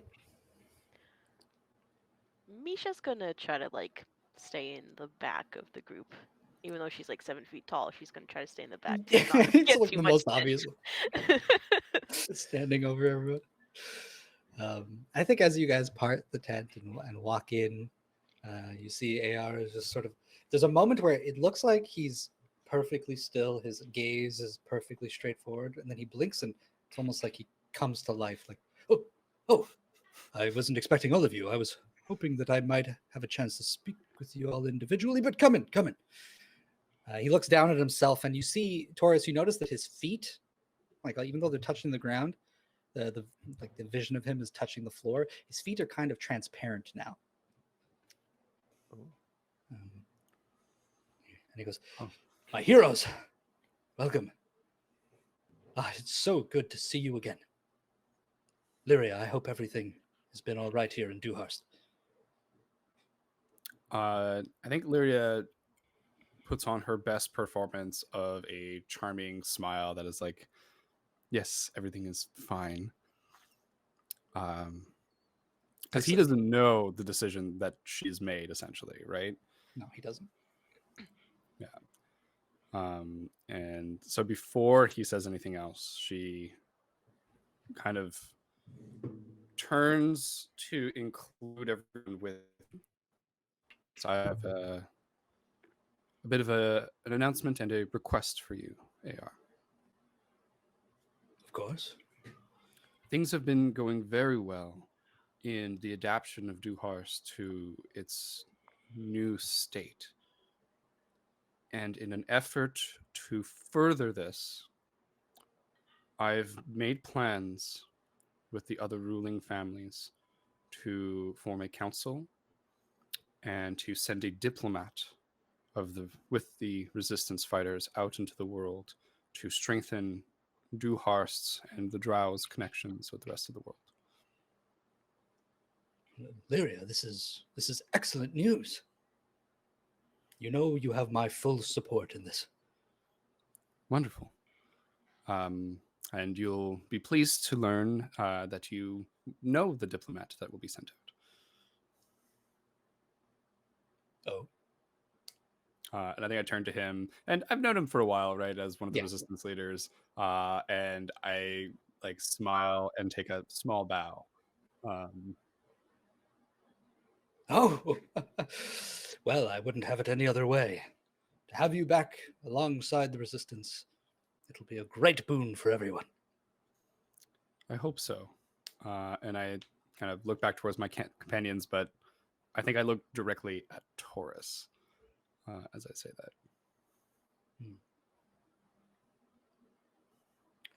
Well, is there anything you need from me? I think this endeavor? simply to join in on whatever tasks need doing for the resistance. As long as it takes me out of Duharst, I think that is amenable. Very well. Well, I understand. I understand perfectly. May I ask, though, Lyria, does this mean that Duharst now is... Will you give your Duharst's full cooperation with the Resistance? Is this what this means? This is officially our war, and I think you hear the vehemence in that. Duharstian soldiers are ready and willing to fight because our home has not only been threatened but partially destroyed. This is our fight now. And while I cannot promise that the Duharstian army will march across the world to the front line, I can promise that our efforts to strengthen and create unity on the continent will benefit the resistance. This is fantastic.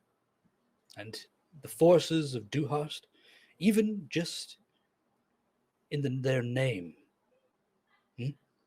I will let all of our affiliates know exactly where you stand in this war, in our war. Yes? We will make sure that Duharst becomes a part of Irea once again. No longer will you be secluded out in the middle of the desert. You must come together now more than ever. And if this doesn't prove to the rest of Irea that it can be done, then I don't know what will. Yeah, she smiles. I think there's like a little bit of an anxiety in her, and Lyria holds back the words, "Be gentle."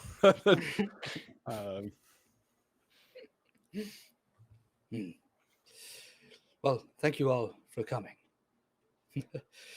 Unfortunately, I don't have much time left. He looks down at himself. This memory fragment does not have much energy left in it. So let me make this quick. I need you now more than ever. I wish all of my beating heart that I could be here in person. But I'm not sure if you are aware or if you've heard. But the Kingswood has fallen. Its people have been forced to leave. We've rallied them across the Widow's Peaks through the Morning Pass, and they are safe now. We've set up camps for them, for the refugees. The people of Larkhold to stay safe for now. But they are looking for a new home. Throughout Irea, their leader has decided that they are to find a new seed. And they have declared that they will help the resistance, but of course they are in a position of weakness unlike any they've ever seen before. So we need to offer as much as we can to them in this time of need. So, on your travels, you may encounter some of these people. I hope you show them the utmost respect, help them every ounce of your being. I was quite close with the previous leader of Lockhold, so I owe it to him, and I owe it to his daughter.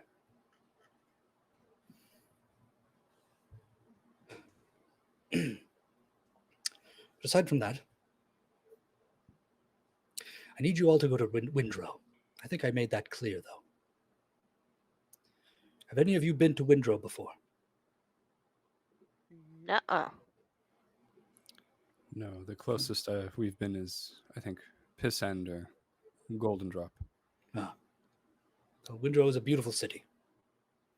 Perhaps it won't be as beautiful when you arrive. I've heard the commotion there is quite incessant. But as I mentioned to Toryss, you need to provide a gentle hand. I don't want our image and our position to be soiled. Slowly starts to look at Neslin. I think he hears you kind of snicker and goes, perhaps a poor choice of word. Either way, how are you all feeling? I don't want to just act like your leader. I want to be someone you can rely and trust on, a friend. I know I am simply a memory of my true self, but I'm here if there are needs you have with the resistance, the things that have been going on. I would like to hear news of the front, how any other battles are going right now. It is a tragedy that Larkhold has fallen. What next? What are the armies of Xanabin up to at this moment? Just so that we might be aware of what we could encounter. Well, if I can put it this way, it's been roughly 2 months since the attack on Duharst. About the same amount of time since the attack on Larkhold. They happened within close proximity to one another. But since then, there has been nothing. No storms which summon Warforged. They do not march across Irea. Something is happening in Xarn. And I feel like whatever Xanabin is planning, he's building to something. Maybe growing his strength, but we cannot say. Not for certain, at least. We should take the fight to Xarn. And I would gladly do so if we had the means to. But Xarn is not an easy place to just attack. Ideally, we would have ships that could bombard it from the sea, but we do not have that sort of material to build what we need. And the resistance, in all intents and purposes, is still small. It is still young. We have the aid of Duharst, which I appreciate greatly. We have the aid of the Kingswood and Lockhold, but they are their people are weakened. I cannot expect so much from them. And we have the help of Hearth. But Hearth has a slew of its own problems, and Congrith is a very stubborn man who loves his people above all else. He will not send them blindly into battle. So in the meantime, we've been defending, keeping watch of the skies, ensuring that the Warforged are not marching, and, well, we need to build towards something ourselves. Is that in Windrow? What we're building towards, or what we require to build towards it? Yes, if I can be honest, I hope that by soothing the tensions in Windrow, we might be able to rally the guild lords to our cause. They are incredibly powerful and wealthy, and I'm sure that with their influence, with their aid, Congress might be a little bit more inclined to be aggressive. And during this time, it might give us a little bit more opportunity to build up our forces, create an actual sizable army that we can use to attack. But at the moment, I'm afraid it's just not possible. We're sort of at the whims of this beholder. As we all are. I wish I could do more too. But we are a force that was not very well recognized up until recently. So we will do what we can to convince the people that we can help them and all of Irea. Yes. I guess let's start uniting the whole continent together. For a united area. For united area! Yes. Yes, more than anything, that's what I wish.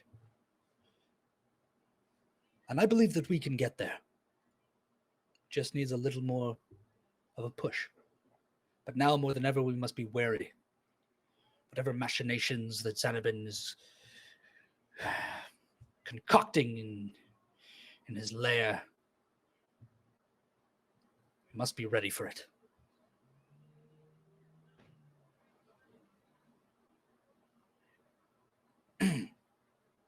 In the silence, you probably hear like I'm gripping like the edge of my sword, just like the leather of my gloves.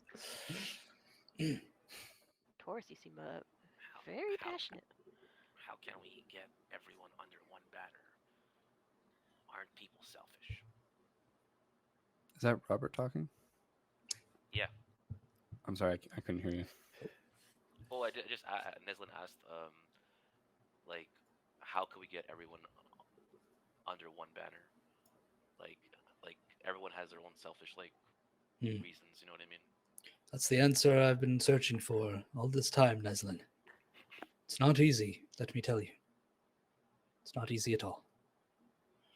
I think for a long time, Irea has been separated, divided.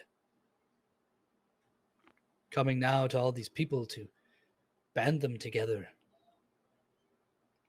It's not something it's not a decision that many people are willing to make. I think that we're finally reaching that point. As terrible it is, the actions of Xanabin are the very reason that we are all coming together, working as one. I think we see how upsetting all this is, how absolutely vile it can all be, and for whatever reason.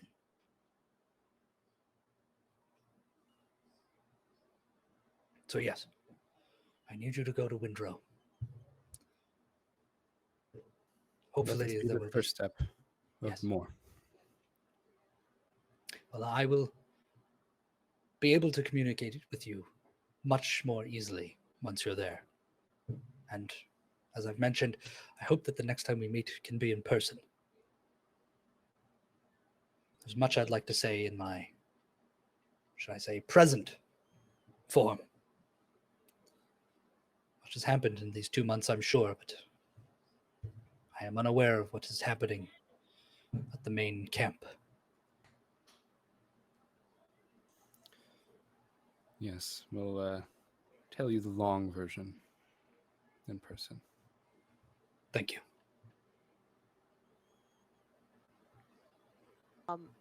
AR. Yes, Misha. Do you know what happened to Ilavara? You said Yes. one of the leaders passed away. Was that one of her fathers? I'm afraid so. She's taken up the position of leader for the refugees. So she's alive.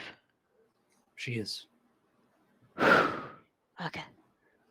She has been emboldened by this. She is more determined than ever. I'm just glad to know that she's alive. Thank you, AR. Of course. Well, my heroes, I believe that your ships have been prepared and are ready and waiting for you. Just not waste any more of the sunlight. I hear the sand sails operate on it. So you'll need to make the most of the rest of the day. But, Misha, Yeah. Misha, Yes. could you, may I just have a moment with you? I'd like to ask you something in private. Doki doki. As soon as he said the first Misha, Lyria's already kind of steering everybody out a little bit. So sudden. Yes. He waits until like they're like out, Get the hint, and then he boys. looks at you. Wait, she's turning red. She's a white dragon. I don't get it. What's happening? You just Toryss, hear this is Lyria say embarrassing. to Toryss, she's like, "Wow, Windrow, what a great place to start. Win, drow. It's like it's giving us encouragement."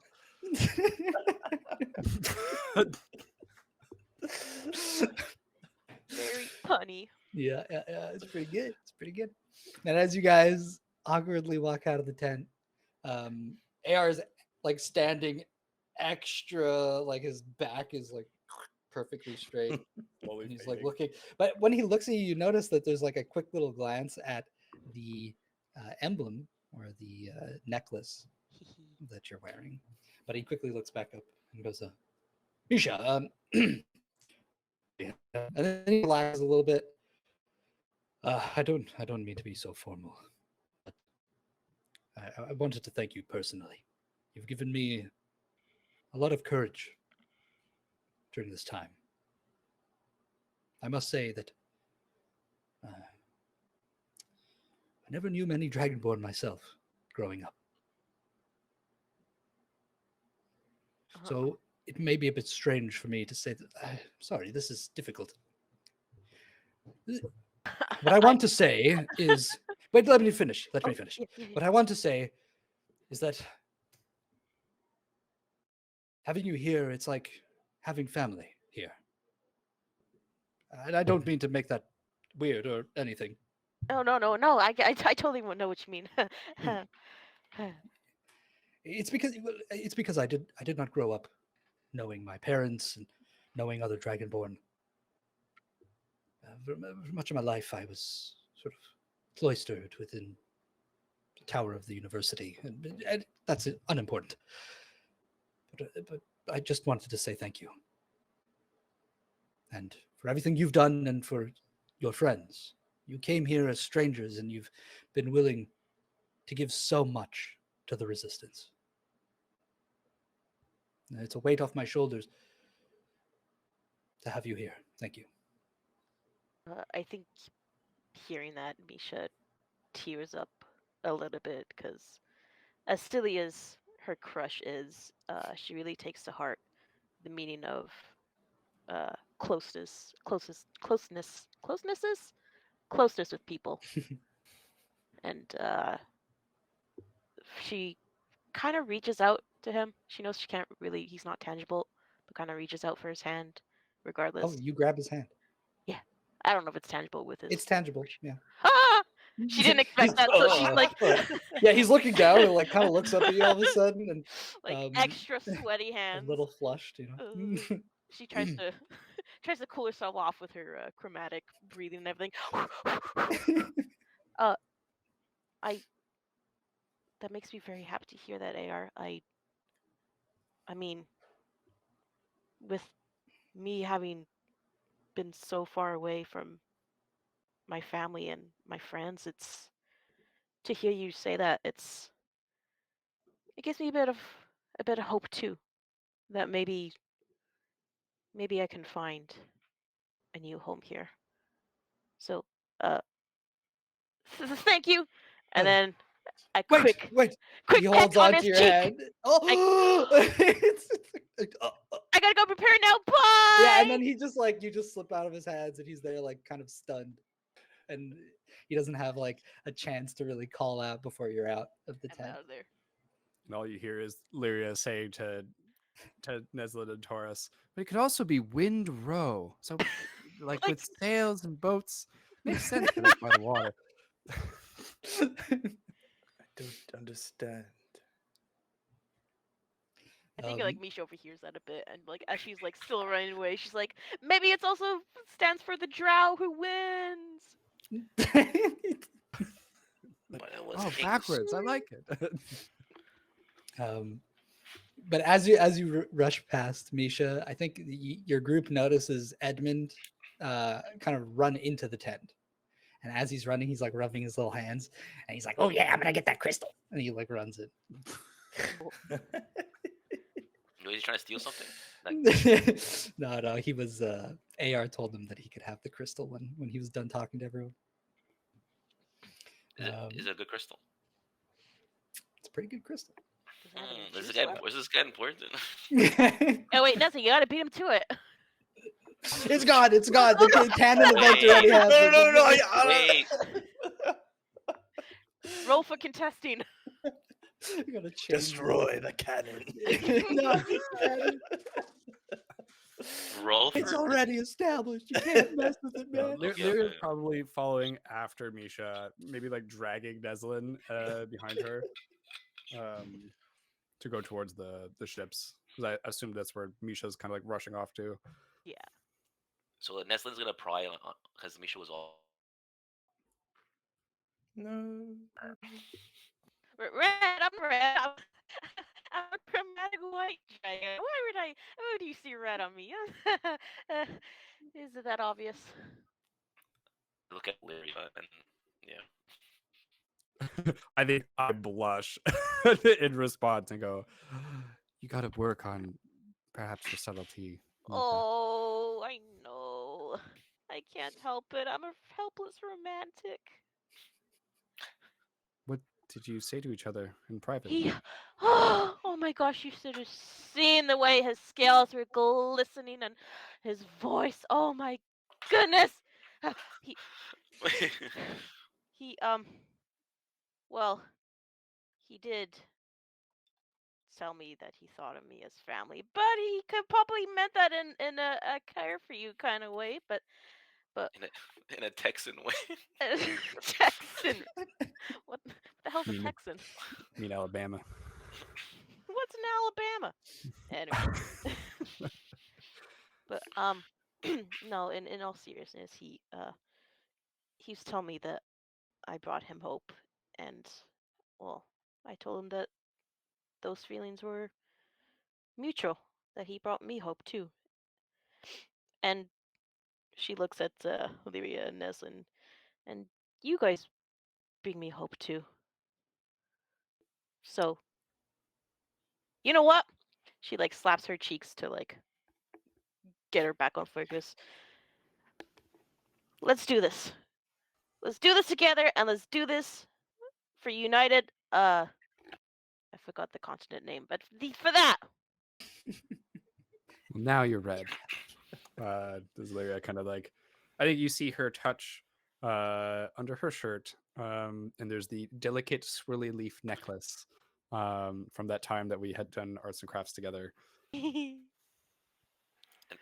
Neslin takes like looks through his bag to get his first mushroom that he picked. That it's all dusty and old, and it's like been there for like years. And he kisses it, and he's like, "You bring me hope." But he just he whispers into the mushroom and like away from everyone. I was like, no one heard him. You And bring that's me it. hope and funny pictures in my mind. You like smooch it, and like part of it just like crumbles away into Oh. dust, like in the wind. Like Someone gets a whiff of it, definitely. it's like a poison mushroom or something. Poor Duharstian soldiers, like, blah. Has indigestion for the Friends, next are like you week. okay? Dude, the universe is so big. Next to him is another one who's like, you see him sneakily pull out a joint from his breastplate, and, like, just lighting it in the corner, looking around. Joe was no. proud. As everybody is like having this Mm. interaction, I think Toryss is behind. He's going to take out this little it's like a sphere with a bunch of like little doohickeys sticking out and like a few gears. And he's just gonna like fiddle with it and then press it. He's gonna cast detect magic with this thing. And he just wants to see the like magical aura around the people that are in front of him. And like what kind of magic that they have. Like, Is Neslin's mushroom like exuding powerful magic? It looks like it, but it's just Neslin. But your device kind of like opens up a lot more aggressively than you're expecting, and like the energy of magic sort of like you could feel that there's a huge aura coming from your party members and all sorts of different schools of magic floating around them, sort of all melding together, and it creates like a beautiful sort of mix of colors like in your eye as you're Rainbow. looking through it. A rainbow. yeah, I think he like tries to look at the different colors within the rainbow and point them out and where they're strongest. To kind of get familiar with the auras of the people he's about to be traveling with. All right. And then once it's done, just puts it away. Neslin notices, and he's like, "I got a gadget too," and he pulls out his LED flashlight. He has like this beam, and he puts it right in front of his face, and it's like blinds his eyes. And now I can see funny colors too. What do you think of my gadget? So you're just temporarily blinded. So he's gonna need someone to hold his hand. I'll hold it. Someone needs you hold your own hand. Somebody help me. I got you, pal. Thank you. Thanks, Neslin. You're welcome, Neslin. You're the best, Neslin. And you guys make your way to the ships, the sand docks, where the sand sails are waiting for you.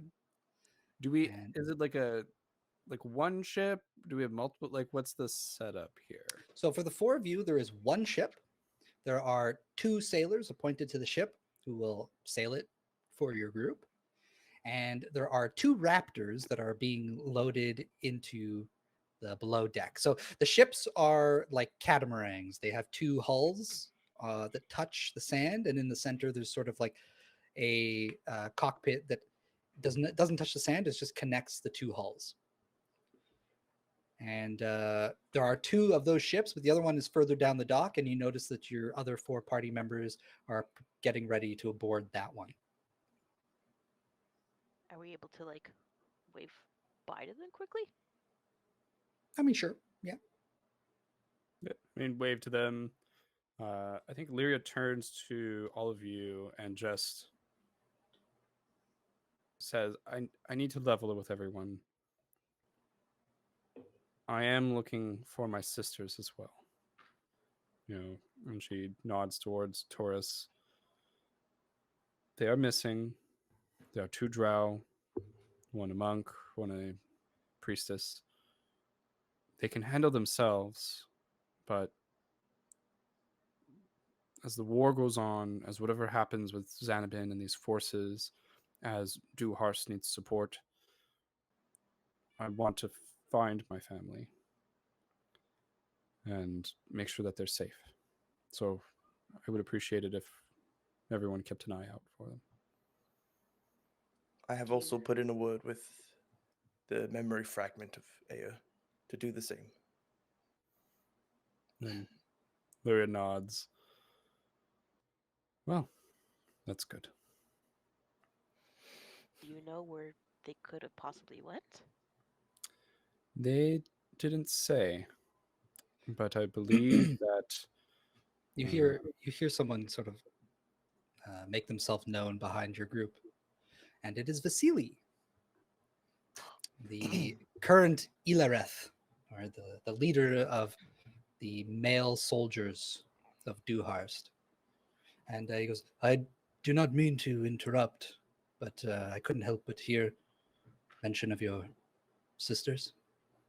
We have been looking for them, but they are not in the desert. Wherever they have gone, they have traveled beyond it, outside of Duharst. That much I can guarantee for you. Toryss, Lyria." as I suspected.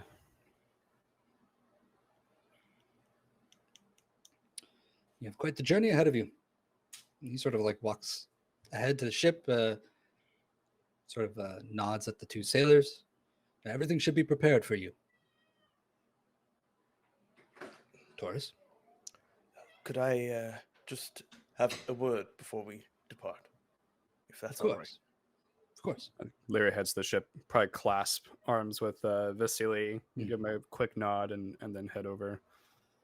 Yeah, he kind of like, when you grasp, he goes, "Dakota and I will protect Duharst with our very lives. When you arrive, the city will be better than when you left." I'm counting on it. Good luck. And he stops for a bit and sort of just nods and then goes over to Toryss. Ilareth? You don't have to call me that. Sort of taps you on the shoulder. He like actually smiles. Like when he tries to smile, it like doesn't come. Mm. But in moments like these, like he just can't help. Yeah. How is everything with you? I've checked with the men, but Oh, I've been incredibly busy. We're trying to get the outer city to be more formally ingrained in Duharst society. But you can imagine that the people, they're set in their ways. It's been difficult to have them adjust to all this commotion. yes. But no, I've been sending scouts out in the desert. No sign of Warforged or Xanabin's forces. And, well, you'll be happy to know that your boys, they're all proudly wearing the emblem of the resistance. I'm glad. You've always been more better with words. And so, It's quite the compliment, Toryss. yes. It's never been my way to speak to others. I usually am just spoken to and ordered to fulfill the requests of others, and I'm trying my best to stop that. But He grabs your shoulders. He goes, "You're a hero, Toryss. You saved all of us. yes, You and this strange gang that you call friends. yes. But I've seen what you call can do. I think that you don't need words. You just need your actions, as you've always done." Thank you. I'm sorry we couldn't get to know each other in a closer way when I was around here. I know it was longer than just a few years that we've known each other, but I feel regret that I did not regard you as the friend that you have always been to me. And I hope that Nonsense, this Toryss. last gift that I could have given you, this position that you now hold, that you rightly hold, will make up for some of that. He does a small bow. He goes, "You're you're embarrassing me, Toryss. You're perfectly fine with words. I can't find mine now." Well, on the subject of finding, if you could just find, just tell her that I'll be back. You did not Or, say. You did not say bye. no, like I said, words. Yeah. Difficult. Well, she's been quite busy herself, but she will notice. I hope you're ready to have some words when you return. I hope to have my words written and memorized by then. Well, you have plenty of time to improve, my friend. Thank you. Clasps your arm. I'm going to miss you, Toryss. That is All right, get out of here. Okay. Ah. Thank you. All right, you two, take care of the ship. Sure, it doesn't capsize in the desert. And they just sort of do their salute. And I think he takes a quick look around the ship himself, but eventually he'll just make his way off. The ship is ready and waiting for you guys. You notice that Dakota is nearby. She's again propped up against her spear, sort of just watching you guys get ready to leave. She doesn't really say anything.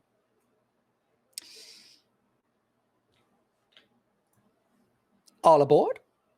Is everyone ready? All aboard! I think as we leave, I want to trumpet our departure. I think in the 2 months since the battle, Lyria has asked a craftsman to produce something for her, which is this beautiful like silver whistle with like 2 wings on each side, or 1 wing on each side. And so she blows the whistle, but instead of like a coming out, it's like a screech. And from the sky above, Urnos, where he was stabled, essentially being taken care of, will ready and with his saddlebags just come and alight on the ship. And I'll immediately pull the cord into a little plushy version of himself.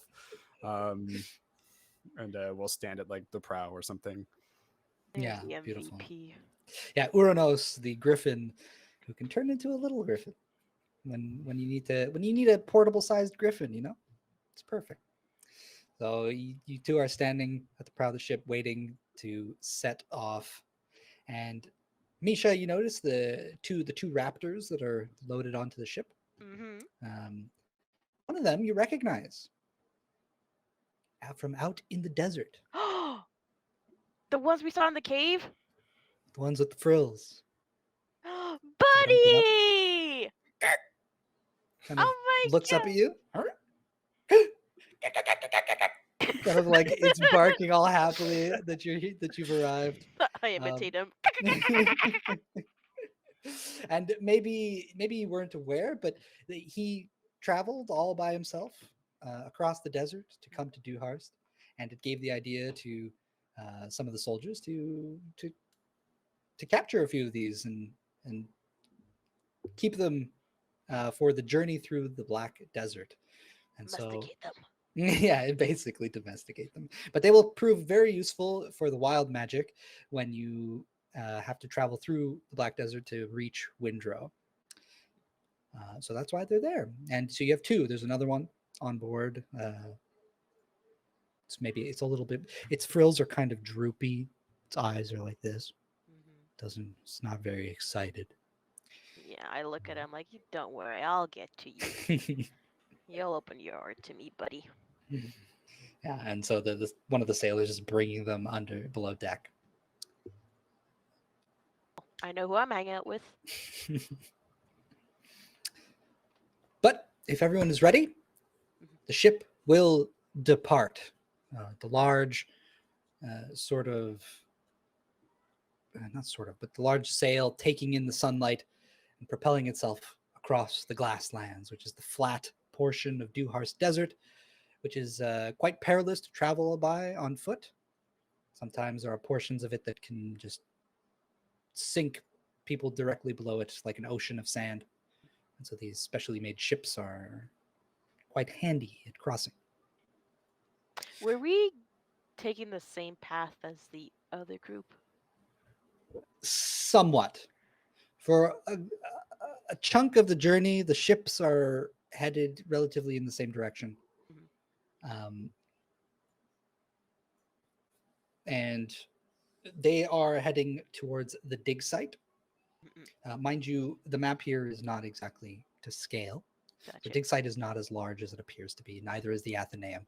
So they will be heading to the dig site, but you will continue farther through the Black Desert until you reach Hearth again, at which point you can make the rest of the journey to Windrow.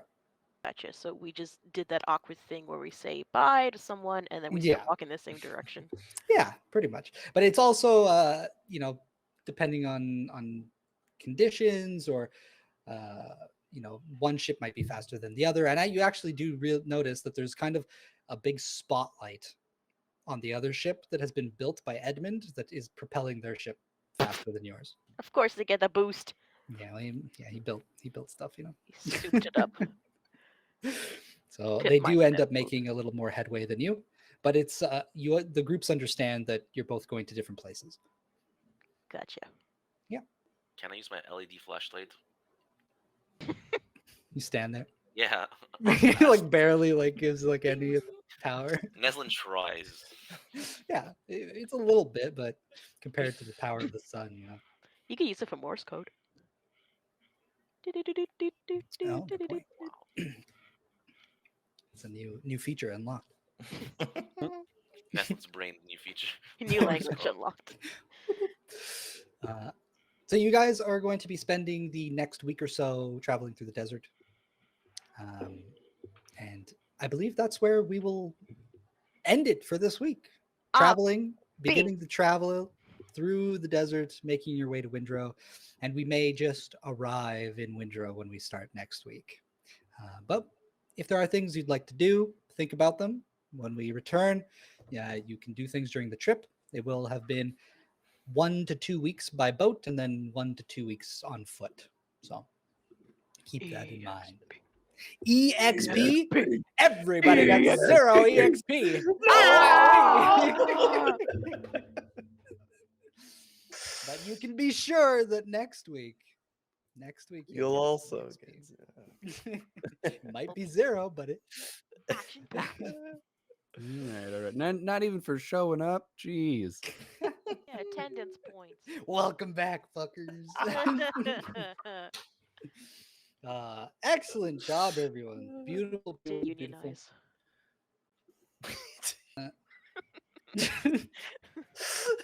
Oh, speaking of unions, so you're gonna enjoy Windrow. I think you guys are gonna enjoy Windrow. Oh yeah.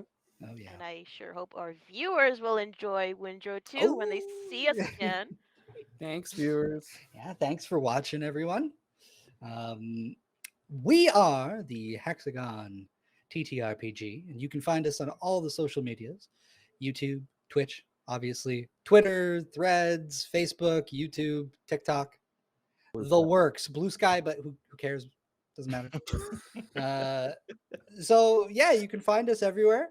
Laryssa, would you like to give a little? You want to plug yourself? You want to give a little shout out for yourself? A little me, yeah. What are you working on? What are you working on?